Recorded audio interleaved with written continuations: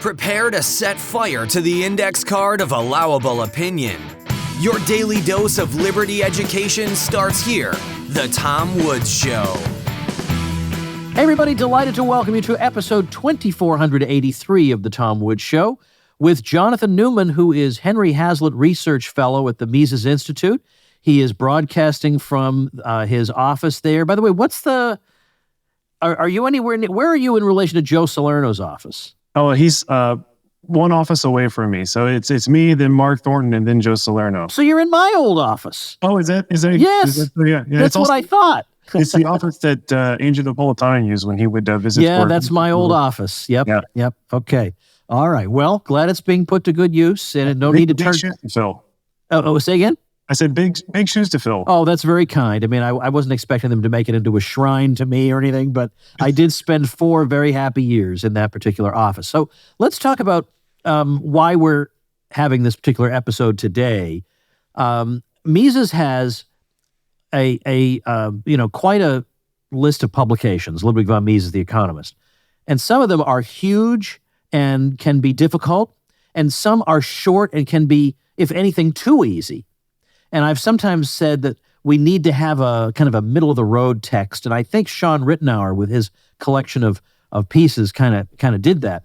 But the other day, one of these short pieces, or short books, which is a collection of lectures delivered by Mises in Argentina that really is intended for the general public, suddenly got some very unexpected attention, to the point where the Mises Institute sold out of its print copies, and it's had like 50,000 downloads. Can you explain what this unexpected phenomenon is? So at the end of a UFC fight, and I haven't seen the fight, but whenever somebody is going to be giving shout-outs to Ludwig von Mises, then I'll start paying attention.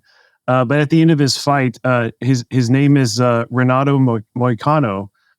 He gave this excellent shout out to, and he was saying he loves capitalism, he loves America, he loves things like guns and the Bill of Rights that we have here in the U.S. But then at the end, he was encouraging everybody to go read Ludwig von Mises and learn about Austrian economics. And specifically, he told everybody to go read Mises's 6 lessons, the 6 lessons of Austrian economics. And so what he's referring to is the economic policy thoughts for today and tomorrow, the slender volume that you mentioned. And it was republished in Brazil under the title, The 6 Lessons. And so, yeah, as you said, since he gave that sort of shout out, we've had a huge surge in interest for this book. It's very interesting because I've been pushing for this book, especially for beginners, for months. And like just 1 week ago, I would have said that it was an underappreciated book in Austrian economics, simply because it's a wonderful introduction to Mises's ideas, but it doesn't have the notoriety. But I'm really happy to see that it's finally picking up. So I thought it would be a good sort of opportune moment to run through the 6 lessons and more or less and what they are. And I think this is useful for a number of reasons. It's useful for people who are just dipping their toes into all this. And I don't want to cater only to people who have been around forever and know all the lingo. But it's also a good refresher for those of us who have been around a while, because sometimes you just forget some of the arguments. Like I've forgotten. I don't have them in the back of me anymore. We moved them, but I used to have all my books on display and all the translations and stuff. And sometimes I pick up an old book that I myself wrote, and I say, "Wow, what an interesting fact!" Like I've completely forgotten what was in there. So it does repay the effort sometimes to go back and review what seem to be familiar texts, but are actually filled with all kinds of forgotten bits of wisdom. So lesson number 1, so to speak, involves capitalism itself. So what are we supposed to learn here? So Mises starts off the first lecture in the series of 6 lectures talking about how there was this huge explosion in economic growth and rises in standards of living, especially in countries where they were starting to accumulate capital and embrace free market ideas. And so he just talks through what were the factors that allowed that to happen. And like I said, he very importantly stressed capital accumulation. So the way that countries can grow, the way that they can start to expand worker productivity is by first saving and investing. And only by saving and investing can you put new capital goods, new machines, tools, new technologies, can you start to implement those in production and start the mass production that we see in economic history that corresponded with the Industrial Revolution. So he said that the capital accumulation was the most important thing, but he also was talking about how there was this emergence of big businesses, and even though we oftentimes hear the term big business as sort of like an insult or like a negative thing, he was showing how there was this refocusing of business away from just making luxury items for the elites, just for the leaders of the country, so that they could purchase those luxury items. But there was this refocusing away from just producing those types of goods and producing things that the masses would enjoy. So there's this mass of potential consumers, and population was increasing as well. And so those businesses realized that they could make more money by producing things that everybody wanted, not just some select few.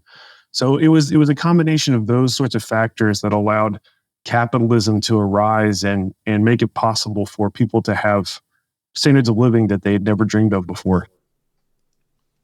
And these days, Jonathan, I don't know if you feel the same way, but I feel like when we think back to like the two Ron Paul presidential campaigns of the 21st century, anyway, that we were just on fire with excitement about Austrian economics and the market economy. But these days, it's like everybody's down on the market economy, including people on the right wing. Like they've got 27 criticisms, or they think it's responsible for this, that, or the other thing. So it sounds like kind of quaintly naive to be out there defending capitalism now. It's not as in vogue as it was, let's say, when we were edgy Ron Paulians. Now, is that just me, or do you also sense that? Oh, yeah, I definitely think so. One thing that Mises talks about in the book is how the sort of anti-market, anti-capitalistic mentality is sometimes how he refers to it. It's a minority view. It's not something that is representative of the masses. And now sometimes the masses of people, they're not as loud as the intellectuals that are providing all of these diatribes against the capitalist system. But Mises found a lot of hope in the fact that it was just this like sort of small minority of elites and intellectuals that were advocating for socialism, Keynesianism, Marxism, those sorts of things. But Mises points out that freedom, prosperity, the prosperity that comes from capitalism is something that it's popular, and the ideas and the outcomes of the market economy is something that appeals to a large mass of people. And so that's what Mises found hope in. And that's something that he touches on at the very end of the book. All right, let's go on ahead to the second lesson. The second lesson involves socialism. Now, the thing is that sometimes with discussions of socialism, we get bogged down in defining it. Defining what socialism is, and then, well, socialism used to mean this, and now it means that. So at least in the context of this particular section of this particular book, what are we talking about when we mean a socialist system? Mises is really good at taking down socialism because in his book that's called Socialism, he addresses all of the different flavors of socialism because there's all these different ways that socialists dream up of how they would implement their utopia, their ideal system. But what Mises points out is that there's something that's similar to all of the different flavors of socialism, and that is that the means of production, the private ownership of the means of production is abolished, which is why Mises' critique of socialism is so powerful. Not just that it's theoretically powerful, but that it applies to all of those different versions of socialism. So for Mises, socialism is whenever entrepreneurs can't use economic calculation simply because there's no prices for factors of production, because there's no private ownership of those factors of production. So there's a few steps there, but it's a very simple and straightforward argument.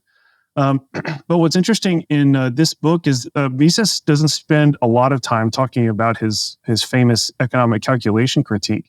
He actually, since he was talking to a more popular audience when he was giving these lectures in Argentina, he spends a lot of this lecture just talking about how socialism is the same thing as a system of slavery, since it's top-down commands. It's the government or some small group in a socialist planning board deciding what everybody is going to do and what's going to be produced, and what goods and services people can enjoy. So I think Mises was adapting his rhetoric for this audience, and I think it worked out well for him because he was able to talk about in capitalism, when we have economic freedom, people can choose their own careers.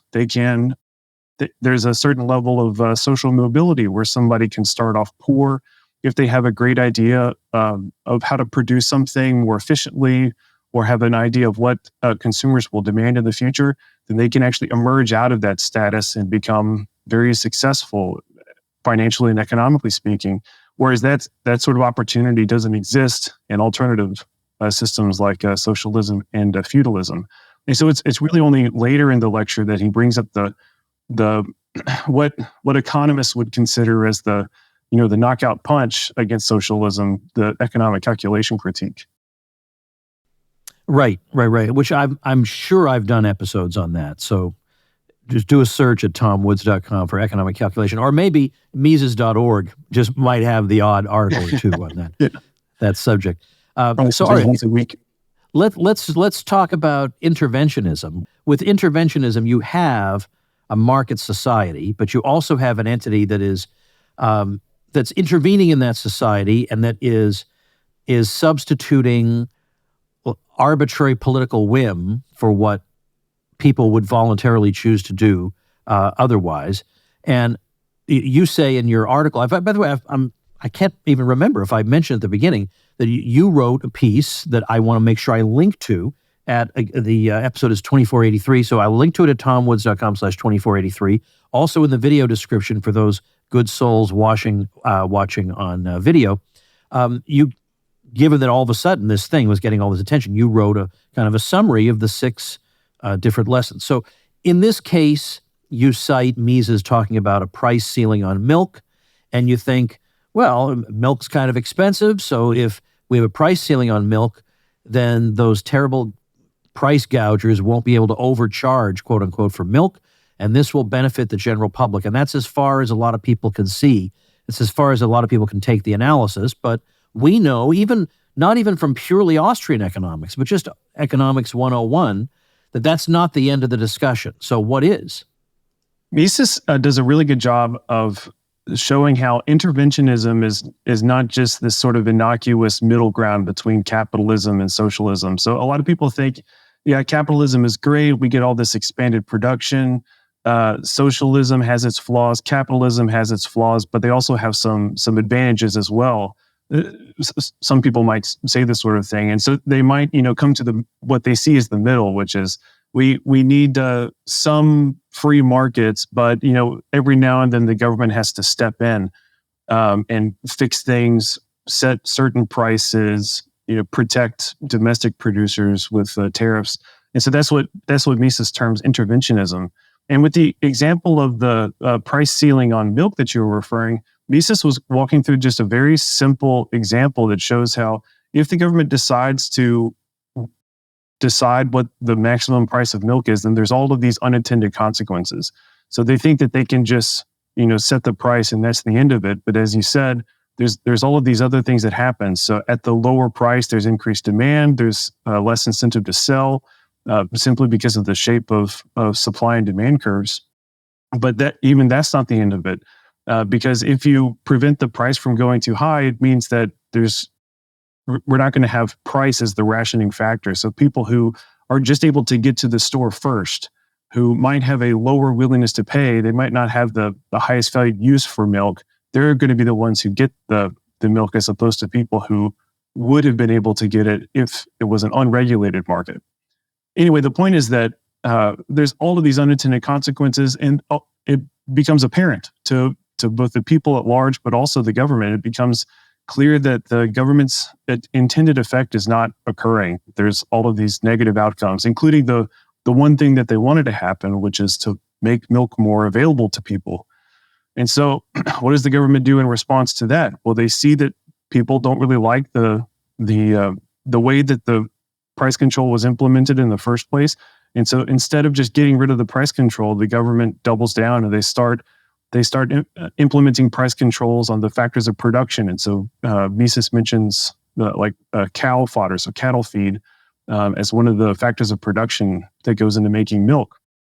And so they implement price controls there. And and you have all of the same issues when that price control is implemented, which means that's further grounds for the government to continue to intervene. And so the end result here is that the government just starts intervening anywhere and everywhere. And so you actually get totalitarianism, or you get socialism. So even one small little intervention in the market economy leads to this tendency for the government to just take over everything. So far from it being just this sort of middle of the road policy that gets some of the advantages and from this side and some of the advantages from that side and none of the disadvantages, it just tends toward the socialist side. It tends toward the government taking over everything. Hey everybody, Tom Woods here, and I'm looking forward to seeing you very soon at my Practical Liberty Unconference in June 2024, this very year, just a couple months from now. Practical Liberty, because we're not going to be doing any abstract libertarian theorizing. We're not going to be debating how we would apply Lockean homesteading theory to outer space, or what libertarians should think about consensual cannibalism. No, none of that stuff. Instead, it's going to be all practical things. We're going to be talking about practical things that you need to know in order to survive under a hostile regime, which is indeed what we live under. And it's an unconference because, you go to a conference, you sit through a whole lot of talks, and, to be perfectly honest, you're really only interested in 2 or 3 of them. You got to just sit through the whole thing. There isn't going to be any sitting through anything. On the Saturday of the conference, we're all going to talk to each other. How about that for a novel idea? We're going to break into separate rooms, and people will lead discussions on all kinds of topics, 25 minutes at a time. You can speak on anything you want, or you can just listen. So we'll have a business room where people can discuss or ask questions about or get feedback on any business topic. We'll have a room on personal development, so people can talk about how they lost 50 pounds or the 3 tactics they used to overcome procrastination or how they became 20% more productive. We'll have another room talking about parallel institutions like monetary institutions like Bitcoin, or educational institutions like homeschooling, whatever else you can think of. And if you have better ideas than these, we'll consider those too. Everybody's going to leave with exciting new ideas and new friends and connections. Not to mention, we will conclude our event with a brand new show from the outstanding world-class magician Doc Dixon, who is 100% one of us and top-notch. He fooled Penn and Teller on their Fool Us television show. We'll also be joined by our old friend Jeff Deist. It's going to be a fantastic time. Check it out at tomwoods.com/unconference. And you can bring a +1 for free. That's tomwoods.com/unconference.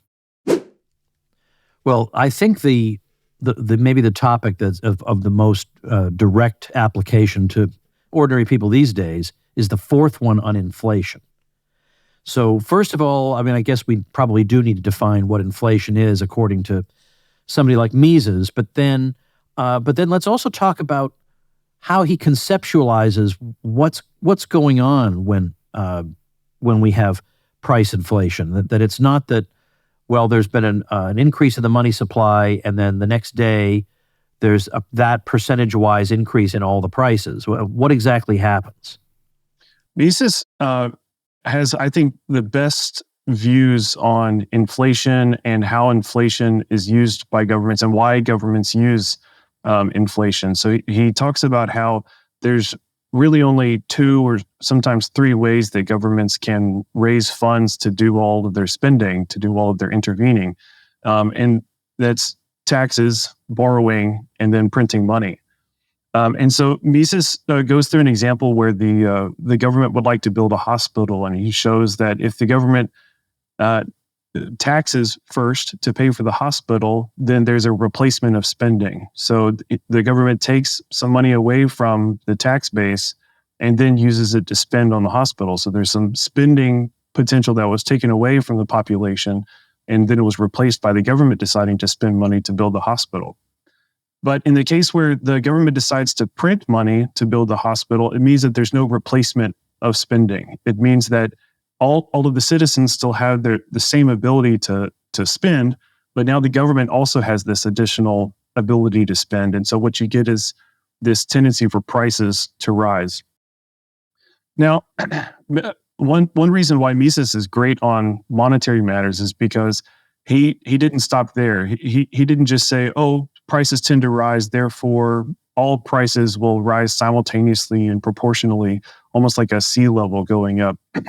But what happens in the real world is that we have these like step-by-step processes where the first time new money is spent into the economy, those prices increase, and the people who sold those goods have their incomes increase, which means they can now increase their demands for goods and services, which means that those prices rise. So we get this picture, it's almost like a rippling, like you toss a rock into a still pond and you see the rippling out effect of that initial cause. And so, and that's exactly what happens when we have monetary inflation. There's the new money is spent into the economy at a particular point, which means some people get the ability to increase their demands for goods and services first. And then as the money ripples out, there's people on the outskirts who don't get the money until later. They have fixed incomes, or maybe their incomes rise last. And so they have to start paying all these higher prices before everyone else. And so the reason why this observation is so important is because it actually describes why governments want to inflate. So if we didn't have these, they're called Cantillon effects, if we didn't have this unevenness, then there would actually be no reason for the government to print money in the first place. So if it were possible for all prices to rise as soon as the new money was printed, then there'd be no incentive to make money in the first place. So then the next step is to realize that whenever the government is increasing the money supply in this way, it's so that they can extract resources from the private economy. Okay, So let me intervene, because I want to make sure everybody is seeing that's actually one of the most important points I think anybody has made on this show in several months. So if either I've had a boring run for several months, or this is a very important point. So I want to make sure people are understanding that, because if indeed the result of increasing the money supply, let's say by 100%, was simply that all prices went up by 100%, well then, okay, well, how does that doesn't really benefit or hurt anybody, because ultimately everything, like that would include your wages and whatever, everything would just be, all right, I have the same purchasing power I had before. Things mathematically, like they add up to different sums, but the purchasing power I have is unchanged. Everything has gone up equally. So there'd be no point in doing it in the first place. The reason they do it is specifically to benefit some groups at the expense of others. And the only way that can happen is if some prices rise and some prices fall differently from others. If it were all identical, it would just all be a wash. There'd be no reason to do it. The reason they're doing it is for the specific purpose of rewarding a constituency and or punishing other people, or just being indifferent to other people. That is essential. And I'm sorry I cut you off, but that just goes to show that sometimes revisiting these old books, you uncover arguments that you forgot about. I forgot about that. That's a great point. There's one extra tidbit here. And so another reason why governments like inflation as opposed to taxation is, well, number one, taxes are unpopular. So if the government says, hey, we're going to build this new hospital, and then they say we're going to raise taxes, then there'd be a bunch of grumbling from the taxpayers. But if instead they use money printing, I mean, just in my explanation and in your explanation, you'll notice that it takes a few steps to think it through. You have to think about it for a second to realize what's going on. And the effects of inflation are delayed, so they're complex and delayed, which is why there's not as much uproar about money printing as there is with taxation, even though the reason why governments are doing it is the same. We're trying to extract resources from the private economy. All right, so that's inflation. Well, actually, now I'm asking you to do this from memory. Do you remember what the fifth one is? Oh, well, lucky for me, I have it pulled up right here. Yeah. There you go. It's foreign investment. So in this foreign investment lecture, Mises was talking about how one way that we can speed up the capital accumulation that's required to bring about economic growth is to allow some countries to invest in other countries. And there's often a lot of distaste for this because there's all this balance of trade stuff, and people can talk about unfavorable versus favorable balances of trade. But what Mises shows is that there's no such thing as an unfavorable balance of trade. So he gives the example of the British investing in rail system infrastructure in the United States. So when the British did that, the British owned the capital, they owned the equity in the rail companies that were created with the British investment. And so that's like an unfavorable balance of trade from the US point of view. But what that capital infusion from the British did is it increased the productivity within the United States.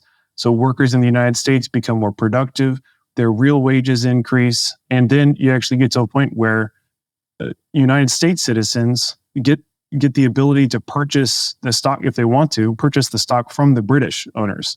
And so there's never this case where there's like this one-sided, where one country has to like provide this one-sided sacrifice to another country in order for the other country to benefit. If you just allow free movement of capital across boundaries, then you get mutually beneficial capital accumulation. And it's good for the British, it's good for the Americans. And then, and by the way, that's an unpopular thing in a lot of circles because people think of foreign investment as some kind of exploitation somehow. But it really is a shortcutting of a process that's otherwise very laborious and potentially time-consuming.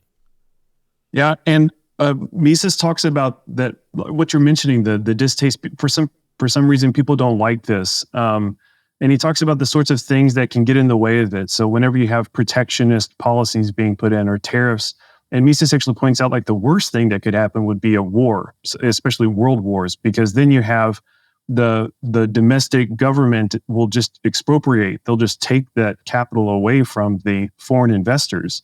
And we've actually seen some of that in the past few years. And so that just puts a total halt to foreign investment, and which means that it's going to totally halt the process by which we get economic growth. So Mises was very aware of the debate and of the ideas surrounding it, and he was saying that all the things that are done to try to fix the problems that people see just make it worse for everybody. Yeah, I think that insight is what drove me for so many years to go around trying my best to explain things, because I would want to say to people, you're just making things worse for yourself. All the things you're advocating, you're just making things worse for yourself. And not to mention, you're making them worse for me too, which is even worse. But you're certainly not helping yourself with the things you think are gonna help you. And then finally, we're down to politics and ideas, which is fairly broad. Where's he going here? So here he sort of zooms out, and he talks about the way that the philosophy of free markets and free people started, and the authors that were promoting it. So he points to a lot of the 17th and 18th and 19th century philosophers who were talking about classical liberal ideas. And he showed how that the popularity of those ideas led to more constrained governments and the expansion of business and economic growth that he detailed in the first lecture. But then, so obviously, Mises was giving this lecture in the 20th century, and the 20th century was, by far not a very good example of the propagation of classical liberal ideas and ideals, because we had world wars, we had tons of interventionism, socialism was tried in a bunch of different locations. And so Mises was trying to unpack how that happened. How did we get such a good start from those philosophers and early economists? And how do we start so well, but then end up basically destroying what had been handed down to us in the history of ideas? And he points to two things. He points to the resurgence of the warlike spirit. That's a direct quote from Mises. So this, not just nationalism, but the idea that we need to wage war and spread our empire and police what's going on in other parts of the world. Basically use the military to get what we want. So he points to the resurgence of the warlike spirit, but he also talks about special interest groups, and he uses a term called pressure groups. In his discussion of pressure groups, he was talking about how the groups that would be benefited in the short run by some government intervention sometimes can get the ear of a politician, which causes the politician to discard the interests of the people that they represent and instead enact legislation, regulations, policies that would benefit that particular group. So since politicians were sort of, I get the idea of like a worm tongue in Lord of the Rings. They were sort of listening to these lobbyists and enacting these sorts of interventions. That led to the process that he described in the earlier lecture, where one intervention begets another intervention to the point where we get totalitarianism. So it's those two things. It's the warlike spirit and also the pressure groups that are sort of turning the governments away from classical liberalism and towards totalitarianism. You know, these days, as I said, it's like nobody really wants to defend the old, freedom of commerce and the old kind of societies that we advocated for. And sometimes you get this sense that, well, since the left is using the state to ram through what it wants, it's time for us to do the same. And in terms of at least how that applies to economics, I still don't see how you're doing anything other than hurting yourself by intervening. You could say, well, at the local level, if we're going to have schools, they're not going to teach crazy ideologies. I'm on board for that. But it's like, I think some people are throwing the baby out with the bathwater. You still want a private property society, and you still want freedom of commerce, and you still want to minimize the role of the state. You're not going to get what you want. You're not going to get what you want if you're going to try to override that. Yeah, one of the common themes in all of Mises's writing and also in this little book is the mutual benefit that's in the market economy. So, I mean, you're absolutely right. If we wanted to like override what the left is doing by doing our own sorts of interventions, then that's just going to lead down the same path that Mises was talking about with the price ceiling on milk. So just because we sort of change the direction or change which groups are impacted by some policy, it doesn't mean that we're going to get this, massive victory for freedom and liberty-loving people. What's going to happen is we're just going to get more of that trajectory towards totalitarianism. So I'm fully on board with what you're saying. Tell me what's going on at the Mises Institute these days. Well, one thing that I'd like to promote is our book clubs. So one thing that we've started recently is getting a small group of undergraduate students to read and discuss books that we select. And so we've done a book club on For New Liberty, which I led. And there was also a virtual book club on The Road to Serfdom that was led by Tate Fegley.